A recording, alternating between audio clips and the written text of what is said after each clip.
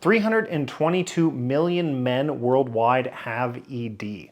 And let me be clear, most of them are dealing with performance anxiety. And so today I'm going to talk about 5 mistakes that most of these guys are making. And if you're making even one of them, you're probably going to stay in this group. And I know what that's like because I used to be one of them, but now I can have sex whenever I want and I stay hard every time. And so the very first mistake is one that I would almost guarantee you're making because guys, just the way that we're sort of programmed, this is our default way of thinking. And if you're making this one, what's happening is it's causing a lot of pressure on you because you're looking at the situation completely wrong. And that's that you look at sex as a test. And so you may be thinking, but Cam, I don't think about it as a test. So if you think about how you would describe, if you and I got on a call and you said, hey Cam, I lost my erection, would you use the word failed? Most guys, that is the word they use. And what do you fail? You fail a test. The problem is, sex is not a test. You're not going to sex to try and like get into college, or maybe you are, I don't know, maybe you're a dirty bastard. But what you're actually doing is you're trying to have fun. And so what you really have to understand is that sex is not a test, it's a game. So think about it this way. If you've ever played a video game, let's take something like Zelda or some sort of adventure game. If you, at the beginning, you're not very good. If you tried to fight the end boss, you would lose horribly because you don't have weapons and skills and all that. And if you go out into the world and you try and fight something and it kills you very quickly, you don't spend the next month or 2 months just feeling terrible about yourself. Like, I'm a failure, I'm going to be alone forever. What are you going to do? You're going to respawn and you're going to try and kill that thing again. And you're going to try over and over and over until you try it, or until you actually kill it. And that's exactly what sex is like. If you can get your mindset away from failure as what happens if you're losing an erection and turn it into a game. How do I get better at it? How do I level up? How do I improve my skills? How do I improve my ability to relax? How do I improve my understanding of myself so that it's easier for me to get aroused? How do I make it better for my partner? And if every time you go into sex, if your main objective is to enjoy and have fun, which is what sex is about, this is so important because what ends up happening is making it a test puts pressure on you. And anything that adds pressure to to the idea of getting hard is going to take away your enjoyment of it. It's gonna like lower the chances that you're actually going to get hard. And so by switching the way you think about it from making a test to making it a game, if your main goal is like, I just want to have fun, and I want to, every time something happens, I want to reflect on it afterwards and see what happens. So like, if you lose an erection, but you still make the experience fun, and then afterwards you look back and you say, okay, what made me lose my erection? What were the things contributing to that? And then you learn, and then you go into the next sexual experience and you apply that, and you continue to focus on just having fun. First of all, your likelihood of getting hard just by making this one shift goes up dramatically because you're there to have fun. The whole point of is pleasure and connection, is to connect with the person that you're with and for both of you to feel good. And so if you can make this shift, it's likely going to help you take pressure off. And so that brings me to the second one, which is somewhat related to this, but and this one's kind of counterintuitive.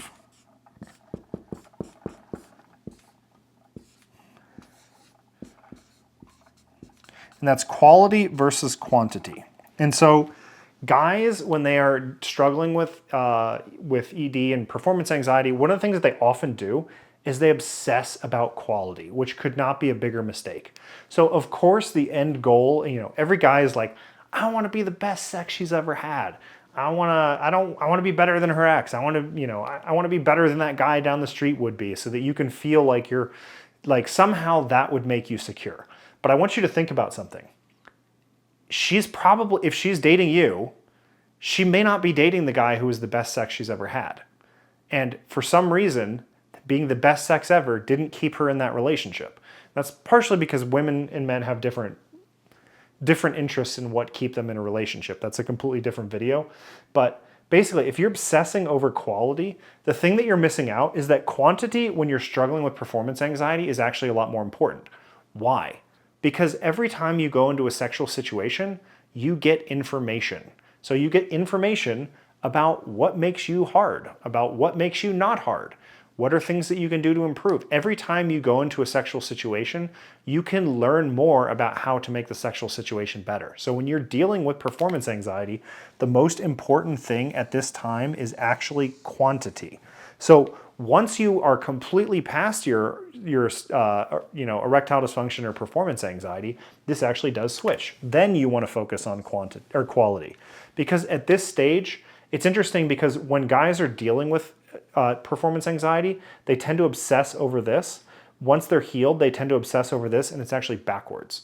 So once you're healed, it's actually way better to have sex, really good sex once a week than it is to have bad sex every day. And you're like, that's bullshit, Cam. I want to have sex every day. I want to have great sex every day. Well, first of all, you're not going to have great sex every day. Try this as an experiment. Masturbate every day or have sex every day for 7 days in a row. Now, wait a month. Go a month without any kind of orgasm and then have an orgasm. And after every single one of those experiences, I want you to rate on a scale of 1 to 10 how good it was. 100% guaranteed the best orgasm will be the one where you don't have an orgasm for 30 days before. Why? Because this is kind of how humans are wired. There's a novelty aspect built in on one level, and also there is a kind of energy in your body that relates to sex. And you may be like, Cam, that's woo-woo, I don't give a shit. Well, think about it this way. After you have an orgasm, how motivated are you to get up and go for a run? Chances are you want to sleep, because that's what most of us do. So at the point where you're actually healed, you want to focus on quality. Another way to look at this would be think about what your favorite dish is. So one of my favorite dishes is pad thai. So imagine that you are like me and you really love pad thai. Would you rather have pad thai offered to you from a restaurant that's okay, but it's offered to you at literally every single meal? So every time you sit down to eat, you have the option to eat this mediocre pad thai. Or would you rather go to that restaurant once a week and really have your socks knocked off? So chances are you would rather do that. So while you are dealing with this problem, focus on quantity, because it helps you gather information. The more times you fail, the faster you will gather the information that you need to not fail anymore. Once you are past it, then you need to switch to quality, and chances are you probably want to have sex less than you think. This is also a thing to talk to your partner about, because chances are both of you want to have sex less than you've been talking about. And so that is, that's one of those things that guys just kind of figure out on their own. But if you make the switch once you're healed to quality and you really focus on quality, that's when you'll actually start having the best sex of your life. Okay, so the next one is, are you ready? Underestimate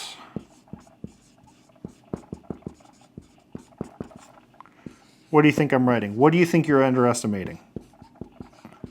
Dun, dun, dun, dun, dun, dun.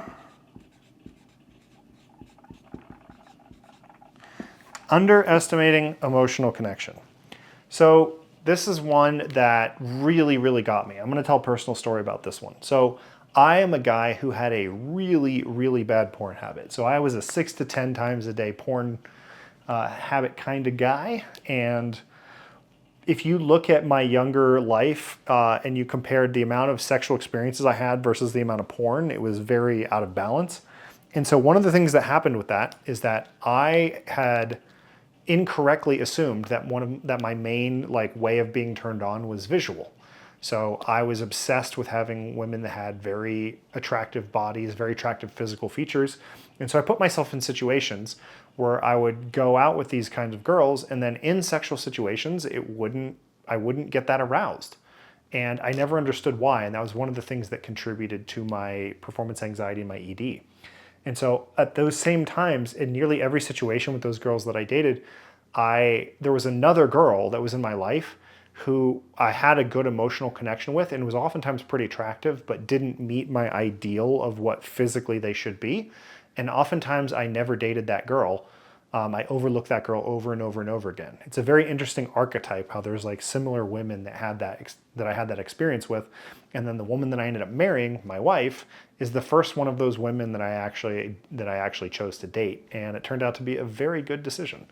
So the point of this story is that the way I actually figured out that that wasn't my main way of being turned on is that I noticed that I would be watching porn and I started Googling Wikipedia things about the porn star that I was watching. So I'd like learn about like where they were born and like what was their childhood like. I had this moment where I was like, what am I doing? And I started to realize that the part of sex that was missing for me was emotional connection. And in hindsight, like now, it's like so obvious that like, my wife can like send me texts that are just not even sexual at all, and it can start to get me turned on.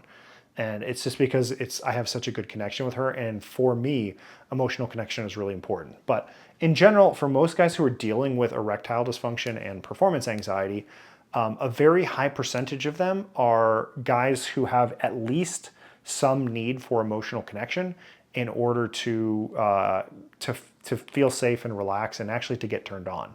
And so if you're a guy and you're like looking at one of your guy friends and you're like, he can go out and he can have sex with a girl he just met and he can do it every night and there's no problems. First of all, statistically, 1 out of every 3 guys that you're friends with probably has this problem. So he might be lying to you. No one in my life knew I had it for many, many years until I announced it on the internet. So first of all, he could be lying. But second of all, it could just be that his emotional turn-ons are different. And I can tell you that the idea of this is what should turn me on is the worst possible thing that you can do to yourself. So think about it this way. Imagine that your main thing that turns you on is emotional connection. It may not be, but just for the moment, imagine it.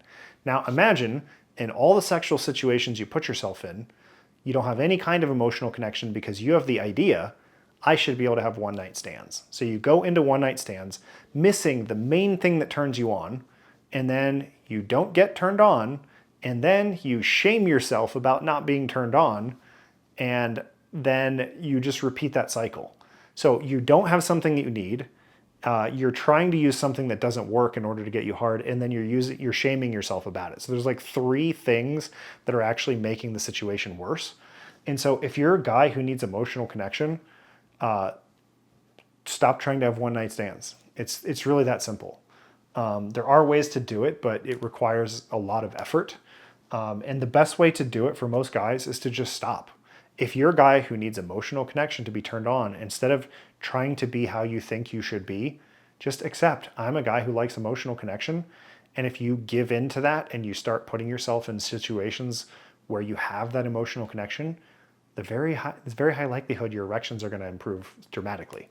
And the thing that's really weird about this is when you understand your personal arousal mechanisms, and this is one of the things that I do with my clients, is I help them understand at a deeper level how complex, sometimes these are very complex things.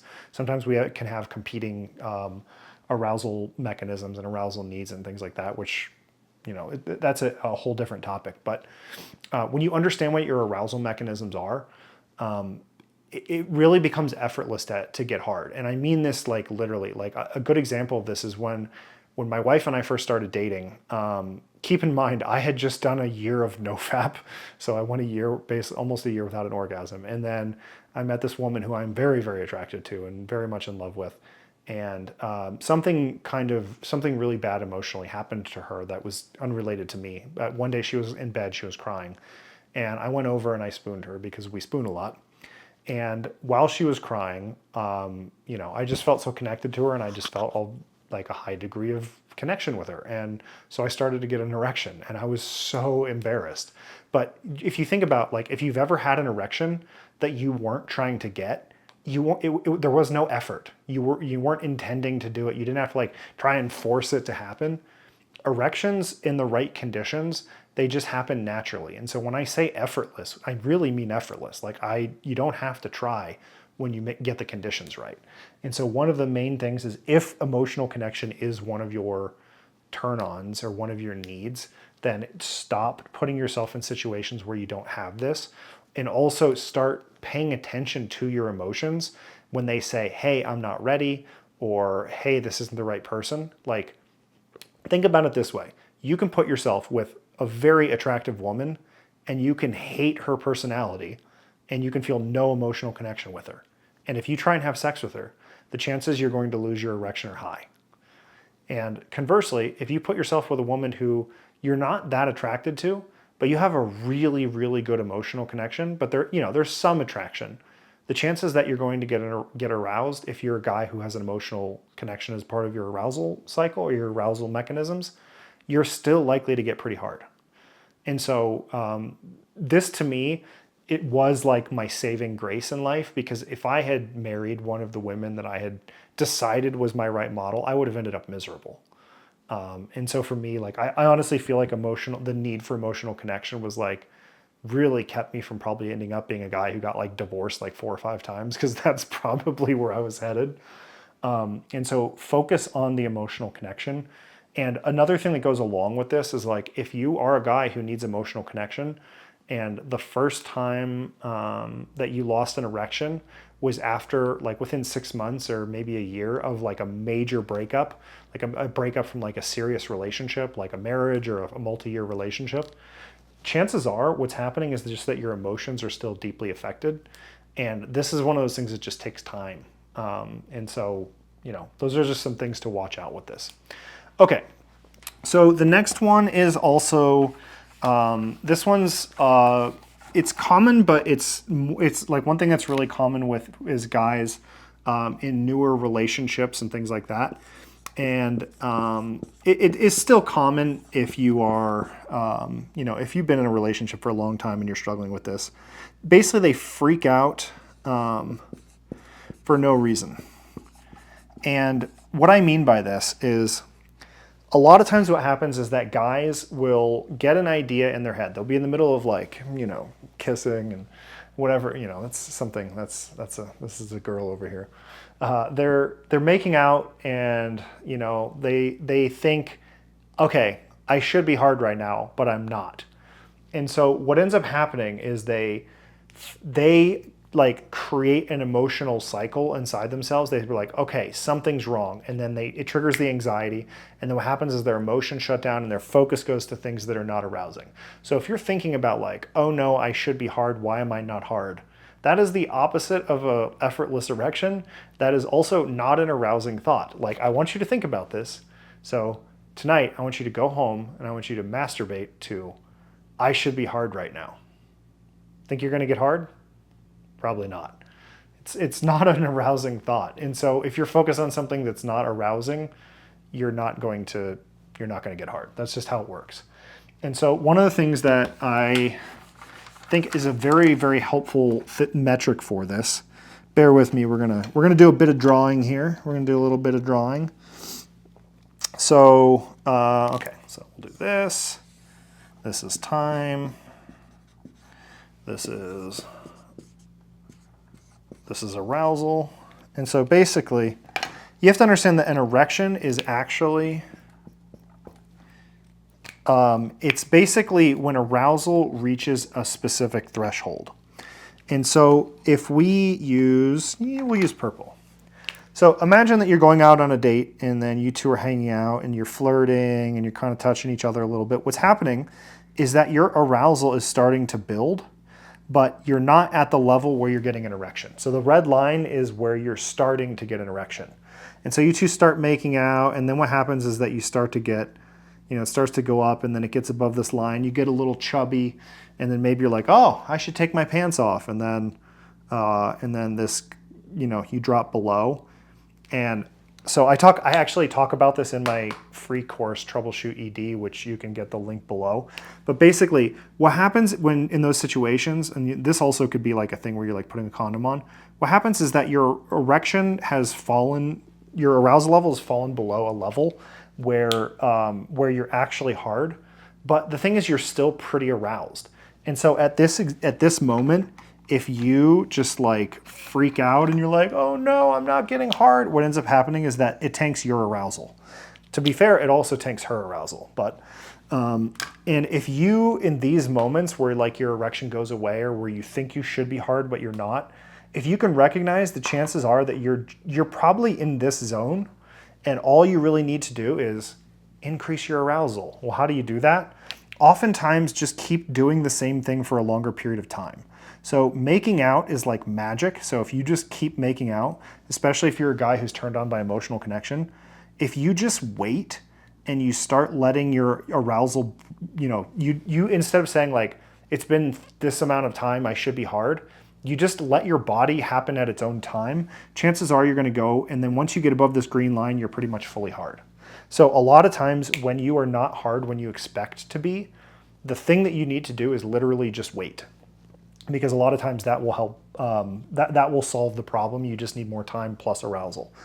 Okay, so this is one of those things where it's like guys run into this a lot, specifically if they are getting off of pills, because pills mess with the time and arousal axes, and so your behavior is totally different. And so a lot of times what it causes guys to do is freak out. And so the example that I give with this is just imagine the other side. Imagine that you're a guy and your erections are magic. They're perfect every single time they work. And you go home with a girl for the first time. Well, you go home with her for the first time. I'm sure you've been with other girls because you have that magic penis. Sorry. But they, and the girl, you go home, you're starting to get hot and heavy, you start taking clothes off, and then you go down and you touch her, and she's completely dry. And she freaks out and she like rolls over and she's like shuts down, and then she doesn't really want to do anything, and then she puts her clothes on and she leaves. Now imagine that same scenario. Girl you're with the first time, you have the magic penis. You go and you start taking her clothes off, and then you touch her and she's dry, and then she goes, hey, sometimes I get nervous with new people and it's a little harder for me to get wet, but I have some lube in my purse. Would you be okay if we use that? And you're like, I have a magic penis, of course, get the lube. And so she gets the lube and you have sex and you both have a great time. So think about that's the same situation. The only thing that's different is the way that she reacted to it. And so for you, the way that you react when you're in a situation where you feel like you should be hard, or even if you just lost your erection, chances are the way that you behave will actually dramatically change which two of those paths happen. And it might not be perfect. You might not get up to here because your nerves might stay there. But if you can start to recognize that losing your erection doesn't matter. The thing that okay, most guys, if they're getting a blowjob and then they transition to going down on their girl, or they're the ones giving, then most guys are going to lose their erection during that. That's a normal thing. Why? Because you're not getting direct stimulation. So your arousal, even if you're turned on by going down on your partner, I love going down on my wife. We're humans. We enjoy giving pleasure. Most guys enjoy giving pleasure to their partner. It's a natural thing. But when you do that, it's a different kind of stimulation, and it's an indirect kind of stimulation, and so it might not keep you hard. But you have to understand, that's not losing an erection. That doesn't mean something's wrong. All it means is you need to add stimulation. So go back to kissing, go back to getting a blowjob. Do whatever it takes to sort of allow yourself to relax and get more. So that is number 4. And number 5 is by far the biggest impact. If you're like, hey Cam, what is the number 1 impact thing that I can do to make a difference and to make sure that my performance anxiety gets better? And what is the biggest mistake that I'm making? And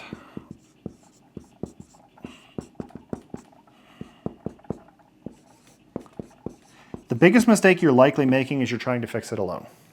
So I can tell you this from personal experience. I went to doctors. It took me a long time to even do that. It took me a long time to go to doctors. It took me a long time to go to therapy. Once I realized that those weren't working, I started looking at really weird ways of dealing with this problem. I started dealing with it through Amazonian shamanism, which I do not recommend, but it is very effective for certain things that had happened to me in my past. But I was working with somebody, and I'd been working with him for a year before I told him what was going on. And he said, for fuck's sake, Cam, why didn't you tell me? We've been barking up the wrong tree. And so he was trying to help me solve a completely different problem than the one that I was dealing with. And so I learned a very valuable lesson from that, which is you can't do this alone. And so one of the reasons that this is very, very, it's such an important thing is there's layers to it. So the first one is that you're likely feeling a lot of shame. So most guys don't want to talk about it, and they don't do anything because of the shame. And the 100% fastest way to make the shame go away, oftentimes in a 1-hour conversation, is to talk to somebody about it who's empathetic and caring. So you do want to be careful about who you talk to. If you have a friend and that friend is somebody who's likely to gossip, don't tell them. But if you have a friend that's empathetic or caring, or you have a therapist, or this is what I do for a living. So if you want to work with me, this is also, I'm a great person to talk to because I will help you get past this very quickly. But even if you don't work with me, you need to find somebody in your life that you can talk to. If you don't have the money for a therapist, think about all your friends. Is there any of them that's empathetic and caring, who is likely to respond well? Or if you have the person you're having sex with, your wife, your girlfriend, whatever, those are also great people to talk to. And the thing is that as soon as you talk to somebody about it and they're nurturing and caring, first of all, just talking about it in general allows you, it's like releasing something. It's very cathartic. I used to do calls with guys like all the time. And one of the things that, all the time. So I used to basically offer like a free 30-minute like session because when I was first starting out, I worked with guys for free. And so one of the very first things that I realized is that guys would tell me almost consistently, I feel so much better just having been able to talk to someone about it. And so if you're trying to do it alone, you're keeping yourself stuck in shame, which is awful. And literally just being able to talk about it is, it's killing you. But the next thing is that you're likely trying to solve the wrong problems. So a good example of this is that I love Brazilian Jiu-Jitsu. I've been practicing Jiu-Jitsu for about 4 years. And when I was a white belt, I was training under this really amazing coral belt. Coral belt's like a really, really high level black belt. So the guy's been literally doing Jiu-Jitsu for 50 years. And so I kept getting mounted. And in Jiu-Jitsu, being mounted is like the worst thing that can happen to you. You're on your back and the other person is basically on their knees on top of you. It's a very vulnerable position. They can punch you in the face. They can, they have access to your neck. You're in a very vulnerable position there. And it kept happening to me. And so I did a private lesson with this guy, and I kept asking him about how do I get out of mount? How do I get out of mount? And he would answer, he would show me, and then he would immediately start talking about guard. And then I would ask him more questions about mount, and then he would immediately ask more questions about guard. And after like the third time this happened, I was really frustrated because, it cost me money to work with this guy. And I was like, why do you keep talking about guard? I want to talk about mount. And he said, you keep getting mounted because your guard is weak. You're trying to get out of mount. I'm trying to prevent you from getting mounted. And at that moment, I understood how much I did not understand the problem that I was dealing with. And a lot of times what's happening with sexual anxiety is that you don't understand the problem that you're dealing with. And so the easiest way for that to get better is to talk to somebody else who has a different perspective on it. So if you want help from me, I've actually just started a free community where you can actually get access to a free course and free Q&A sessions with me weekly. There'll be group calls. And so you can actually start getting access to this at the beginning when this first comes out. There's probably not going to be a lot of people in it, so you'll get more access to me. So if you want to join that community, you want to be able to get access to me and get access to that course, there's a link down below. There's also a link down below if you want to work with me one-on-one. That's also available. But whether or not you work with me or somebody else, absolutely get help. It will shave years off of it. I promise you. It's a problem that it took me 7 years to fix. For most guys, it's fixable in a matter of 1 to 3 months if you really, really throw yourself in. And if you're doing the right things, it's really possible to fix it in 3 months. It's very unlikely. If you're doing the right things, it will not be better in 3 months. And so if you are not doing the right things, I didn't do the right things for a very, very long time. And if you don't do anything, your situation how it is right now is how it's going to be in the future. And so you have to do something to change it. And if you're going to do something, it's best to do the most efficient things. And to do that, you need to talk to other people. So I hope you got something out of this. And if you're still here, please hit the subscribe button if you're not subscribed. About 80% of the guys that watch my videos are not subscribed. And hit the like button if you got something out of this. And I'll see you next week.